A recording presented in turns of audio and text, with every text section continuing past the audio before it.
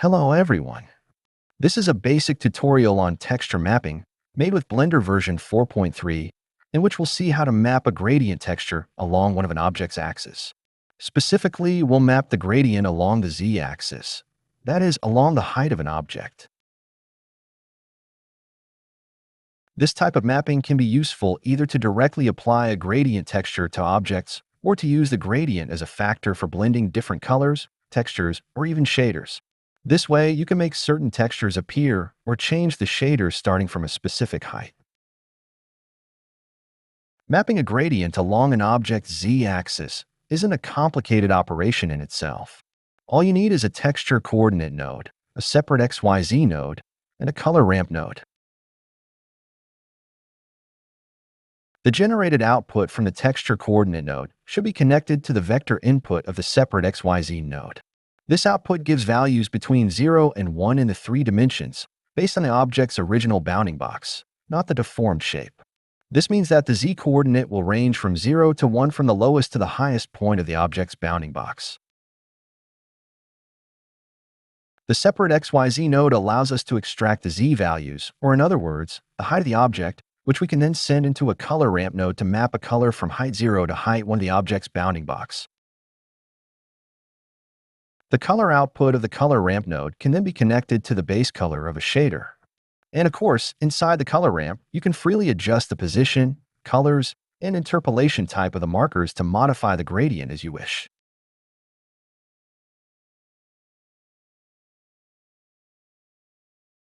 The color ramp, especially if set to grayscale, can also be used as a mixing factor to blend colors or shaders.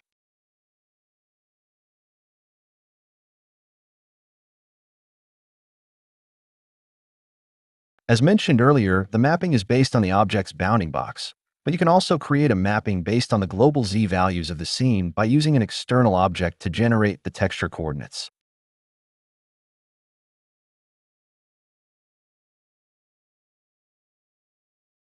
To do this, simply add an empty at the center of the scene and use that object as the object input in the material's texture coordinate node. In this case, the separate XYZ node should be connected to the object output, no longer to the generated output.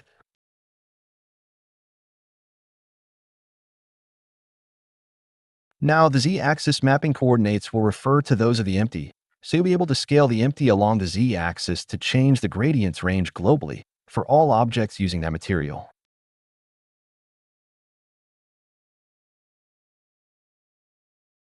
You can also move the empty upward in the scene to set a new starting height for the gradient.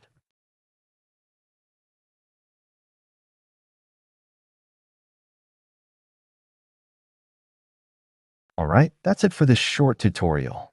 Unlike most of my video tutorials, the PDF version of this one is currently not available for download. However, you'll find a link in the description to a page containing the PDF versions of many of my other video tutorials. In any case, this is a great time to subscribe to the channel and turn on notifications. See you soon.